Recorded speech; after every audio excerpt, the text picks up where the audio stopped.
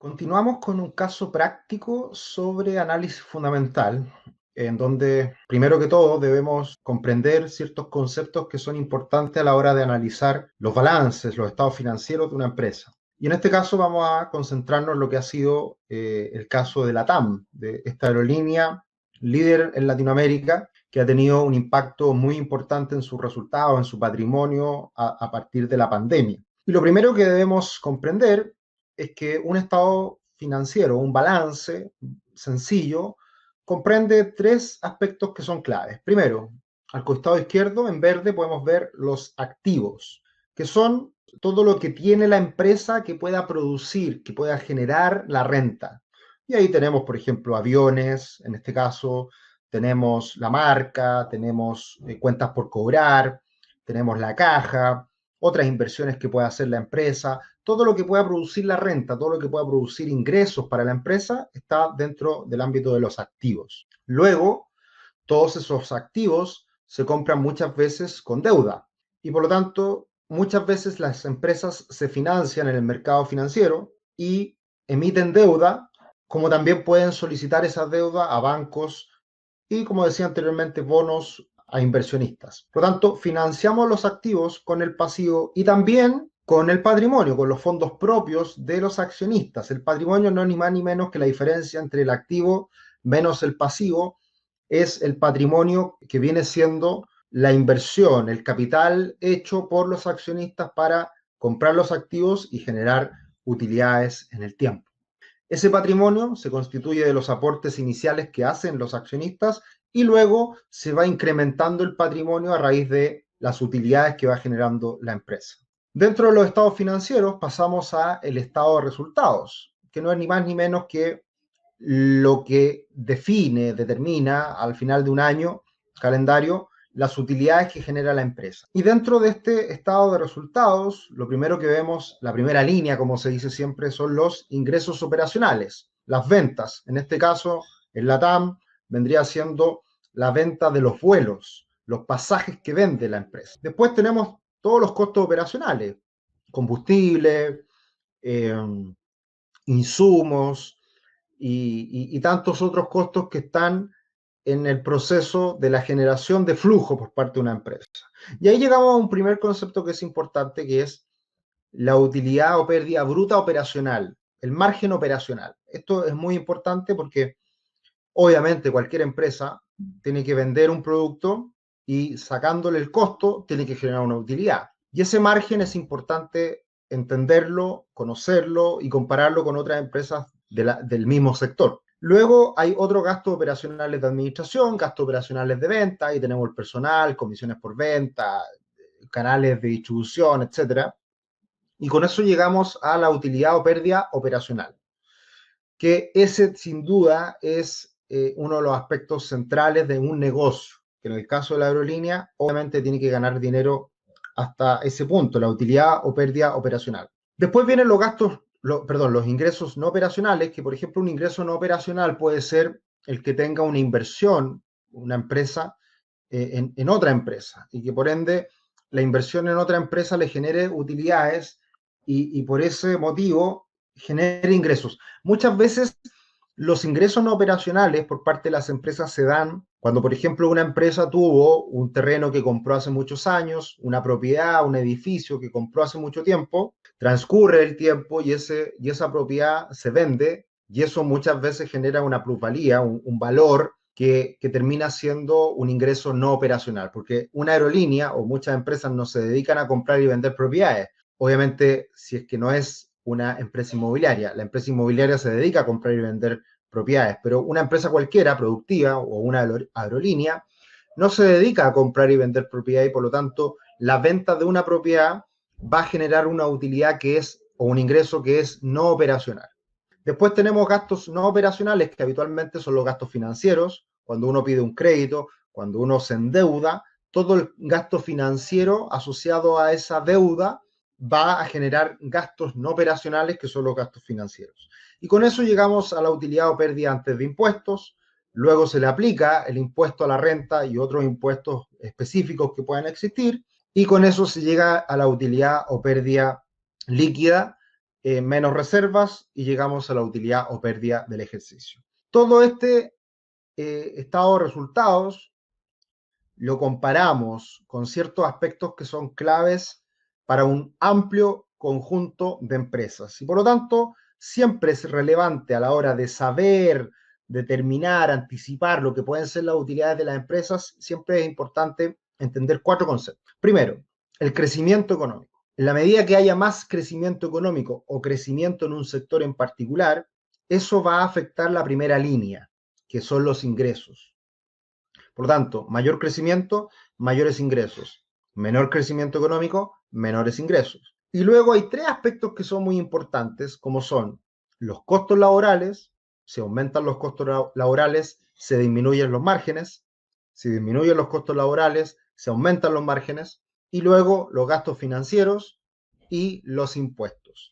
Todo eso va asociado a ciertas leyes que puede imponer un país, a las empresas en definitiva. Y particularmente en Chile, por ejemplo, nos hemos visto afectados en el ámbito empresarial a un aumento en estos costos, particularmente lo que son los costos laborales, que han aumentado en el tiempo, y también un aumento en los impuestos. Por lo tanto, la utilidad final se ha visto disminuida en los últimos años, por ejemplo, en Chile. Un aspecto que es relevante y que ha sido una condición muy favorable para las empresas en los últimos años, la última década, es que los gastos financieros han disminuido, porque si las tasas de interés bajan en el mundo, eso implica que logremos financiarnos a menores tasas y eso es positivo para las utilidades finales. Entonces, estos son aspectos que uno tiene que tener en cuenta a la hora de analizar un estado de resultados. ¿Dónde encuentra uno toda esta información? Está absolutamente disponible en las entidades que supervisan el actuar de las empresas.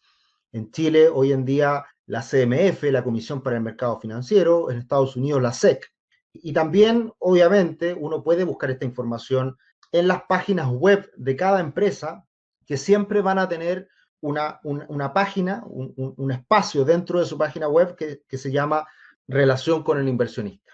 Y dentro de la relación con el inversionista uno puede sacar los estados financieros, puede sacar los balances, puede sacar presentaciones que hacen las empresas a los accionistas, que generalmente se hace por intermedio de los bancos de inversión. Y muchas veces dentro de esa información que se entrega al accionista están la información, los estados razonados, que es información muy importante que viene como resumida o masticada para entregársela a los accionistas. Así que esa información es muy importante tenerla en cuenta y que tratar de buscarla siempre, y es lo que vamos a comentar ahora, los análisis razonados, en este caso de la Polar. Sacamos, en este análisis que estamos haciendo acá, sacamos el análisis razonado de la Polar para tratar de entender de manera resumida, de manera fácil, cómo fueron los estados de resultados, la información financiera de fines del año 2019. Y nos encontramos cosas interesantes porque la idea era, para evaluar la TAM, tener algún caso parecido con una situación financiera muy débil, con un comportamiento bursátil muy malo y una empresa que estuvo a punto de quebrar, que se salvó por pelos.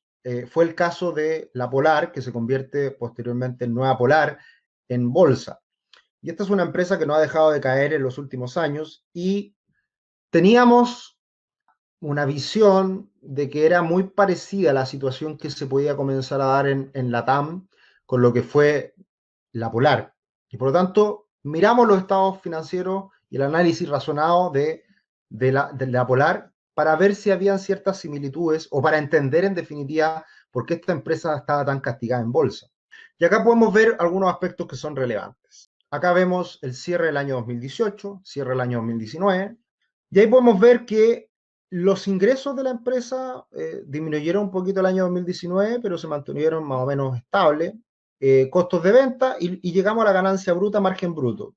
El margen bruto de la Polar es más o menos de un 30-35%. O sea, la empresa en la operación gana plata, que es lógico. Compro una prenda de vestir, la compro en 70, la vendo en 100, me gano 30. Tan simple como eso, obviamente la empresa gana dinero en esa primera parte del estado de resultados. Pero cuando ya le sacamos los costos de administración y costos de distribución y llegamos al EBITDA, el EBITDA es un indicador muy importante que permite comparar el resultado de diferentes empresas similares, que es Earnings Before Interest, Taxes, Depreciation and Administration, and Amortization, perdón, que es básicamente las utilidades antes de impuestos, antes de intereses, perdón, impuestos, depreciación y amortización. Y ese es un indicador clave de la operación de una empresa. Por lo tanto, siempre cuando uno lee los resultados de una empresa, se habla del EBITDA. El EBITDA es la operación.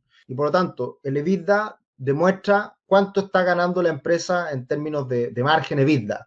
Y si se dan cuenta acá, el margen EBITDA es muy bajito, pero la empresa gana plata. El tema está en que si bajamos en el estado de resultados y nos vamos a la parte de los costos financieros, los costos financieros son enormes porque la empresa quedó muy endeudada y por esa enorme deuda paga intereses todos los años y ahí es donde se diluye por completo la utilidad o los márgenes que genera en la operación la Polar.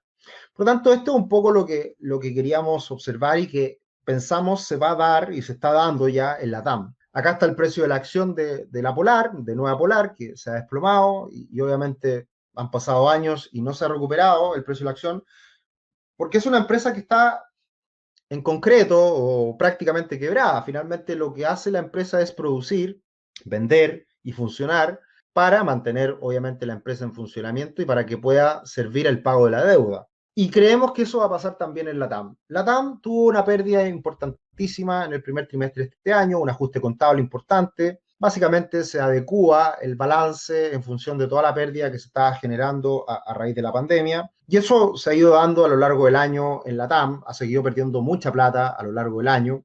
Y por lo tanto, hoy día el patrimonio, no he mirado en el último tiempo el patrimonio, pero básicamente lo que uno anticipaba con estos estados de resultados de la TAM es que íbamos a tener un patrimonio negativo. Es decir, activos iban a ser menores que los pasivos. Y por lo tanto, eso nos llevaba a un patrimonio negativo. Es decir, si uno es dueño de esta empresa, es dueño de cero, es dueño de nada, porque la empresa está generando muchas pérdidas, está perdiendo plata todos los días.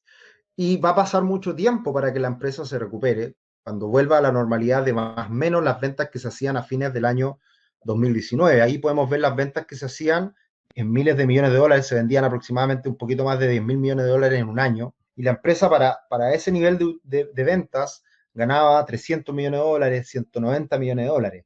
Ganaba plata, obviamente, a fines del año pasado, pero con una operación a full, con una operación en su máximo y probablemente en un escenario también favorable en donde obviamente todo el mundo le gusta viajar, transportarse y vivir en normalidad. Para que volvamos a normalidad en un sector como este va a demorarse mucho tiempo. Entonces, ahí podemos ver al 31 de marzo cómo están los activos, 17.500 millones de dólares, los pasivos, 17.400 millones de dólares. Por lo tanto, en ese momento el patrimonio no era ni más ni menos que 80 millones de dólares. O sea, un patrimonio prácticamente inexistente, cuando en bolsa vale la empresa algo así como 1.000 millones de dólares. Entonces no refleja hoy en día este patrimonio el valor en bolsa, que es muy superior, y obviamente eso se ha seguido aumentando, esa pérdida de valor, porque entiendo, estos son los resultados del primer trimestre, al tercer trimestre se seguían perdiendo 500 millones de dólares. Entonces, la empresa está muy deteriorada en términos de lo que es su valor patrimonial. No hay patrimonio. Por lo tanto, lo que uno apuesta acá al comprar una empresa de este estilo, yo esperaría un precio mucho más bajo de lo que está hoy día en bolsa, primero. Y segundo, es ya tener claridad de que la empresa va a empezar a ganar dinero en un plazo razonable. Yo creo que una empresa como la TAM, después del 2020, a pesar de los ajustes, a pesar de la reestructuración, yo creo que va a ser muy difícil que gane dinero ni siquiera el año 2021. Yo creo que recién la TAM va a poder empezar a ganar dinero año 2022. Y por lo tanto falta harto tiempo, harto dolor para que una empresa se empiece a recuperar, empiece a construir nuevamente un patrimonio y por lo tanto yo esperaría un mejor tiempo para invertir en una empresa como esta. Estas son las cosas que uno tiene que mirar, estas son las cosas que uno analiza, este es un caso práctico. Vimos dos, básicamente, la Polar y la TAM, y de esa manera uno entiende cómo leer los estados financieros. Y algo muy importante que les comentaba anteriormente, la información está toda disponible. Y lo que me gustaría reiterar e insistir en que uno, al ingresar a la página web de una de cualquier empresa que cotiza en bolsa, uno puede ir a la parte de la relación con inversionistas y leer estos análisis razonados o las presentaciones que se hacen a los bancos de inversión por parte de las empresas. Esa información está mucho más depurada, mucho más, entre comillas, simplificada, resumida, y son informes de 20, 30, 40 páginas que es más fácil de leer y en donde uno puede entender de dónde provienen las ventas, cómo son los márgenes, cuáles son los cambios que se han dado en el último tiempo, qué cosas impactan positivamente a una empresa, qué cosas están afectando a la empresa, litigios pendientes y un montón de cosas que uno se entera en esa información de lo que hace la empresa. Así que, buen ejemplo, y les recomiendo que puedan visitar estas empresas para poder entender qué es lo que hay en las entrañas, en el interior, en las profundidades de una empresa que cotiza en bolsa.